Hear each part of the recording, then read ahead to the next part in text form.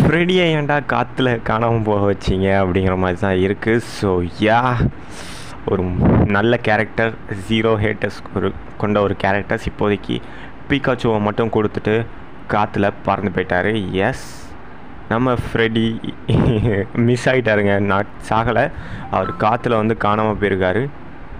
போய் வா தலைவா, அந்த மாதிரி தான் இருக்குது. யா, அண்ட் இந்த ஒரு எபிசோடு எப்படி ஆரம்பிக்க அப்படின்னு பார்த்தீங்கன்னா, நம்ம டெராபாக்கஸ் 19வது டைப் எவால்யூஷன் ஆகி அந்த கிறிஸ்டலியமை மறைய வச்சது நம்ம கிபினியும் லூசியஸையும் நீங்கள் வாழ்ந்தது போதும் அப்படின்றது நம்ம ஸ்பினில் கேரக்டர் அந்த 6 ஹீரோஸில் 5 ஹீரோஸை லிக்வேரியம் புகையால் சண்டை போட வச்சுருந்தாரு. எப்படியும் நம்ம டீம் அங்கேருந்து தப்பிச்சிடுறாங்க. ஸோ காற்றுல ஃப்ரெடி மட்டும் கீழே விழுந்துருந்தாரு. ஸோ நம்ம பீகாச்சுவை நம்ம ஹீரோஸ் கிட்ட கொடுத்துட்டு நம்ம ஃப்ரெடி கீழே விழுந்துடுறாரு. அவர் மறைஞ்சிருந்தார். அவர் சாகலை, ஆனால் காணாமல் போயிருக்காரு. வெல், ஒரு சில வருடங்களுக்கு கழித்து நம்ம லீக்கோ நம்மளுடைய கேண்டோ ரீஜனில் உள்ள அந்த ஸ்கூலில் பழைய நினைவுகளை ஞாபகப்படுத்திட்டு இருக்காங்க.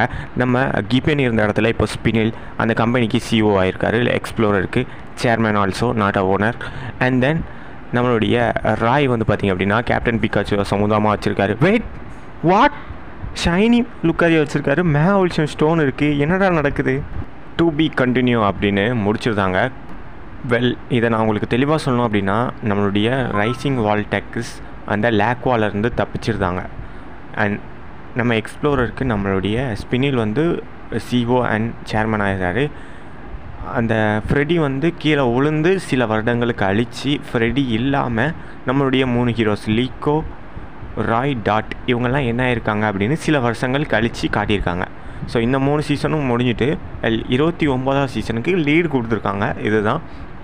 ஸோ அதில் நம்ம ராய்கிட்ட ஷைனி லுக்காரியோ, நம்மளுடைய லீக்கோ வந்து அந்த ஸ்கூல்லேயே படிச்சுக்கிட்டு இருக்காங்க. நம்ம டாட் வந்து எப்போதும் போல் கெட்டமை மட்டும் சேஞ்ச் பண்ணி யூடியூபராக வாழ்ந்துக்கிட்டு இருக்காங்க. இதை ரைசிங் ருக்கோஸோடைய ஓப்பனிங் சாங்லேயே காட்டியிருப்பாங்க. எஸ், நம்மளுடைய லீக்கோ வந்து சோகமாக கேண்டோ ரீஜனில் உள்ள அந்த ஸ்கூலில் படிச்சுக்கிட்டு இருக்க மாதிரியும், நம்ம ராய் வந்து அவருடைய ஐலாண்டில் சோகமாக இருக்கிற மாதிரியும், பட் இந்த பக்கம் நம்மளுடைய டாட் வந்து சோகமாக அவருடைய ரூமில் உட்காந்துருக்க மாதிரியும் தான் காட்டியிருப்பாங்க. இது எல்லாமே ஃப்ரெடியை இழந்த ஒரு வருத்தம் தான் அப்படிங்கிற மாதிரி இந்த முடிவை ஓப்பனிங் சாங்லேயே வச்சு நமக்கு வந்து டீஸ் பண்ணியிருக்காங்க. எத்தனை பேர் இதை கவனிச்சிங்க அப்படிங்கிறத கீழே கமெண்ட் பண்ணுங்கள். நம்ம எதிர்பார்த்தது ஒன்று, அவங்க கொடுத்தது ஒன்று, பிரம்மாண்டமான ஒரு சீன் இருக்கும்னு நினச்சேன். கடைசியில் ரெக்வாசா வர்சஸ் ஜைகாடுங்கிறத ஓப்பனிங் சாங்கில் மட்டும் காட்டி நம்மளை வந்து ஏமாற்றிட்டாங்க அப்படின்னு தான் சொல்லணும், வேறு வழி இல்லை.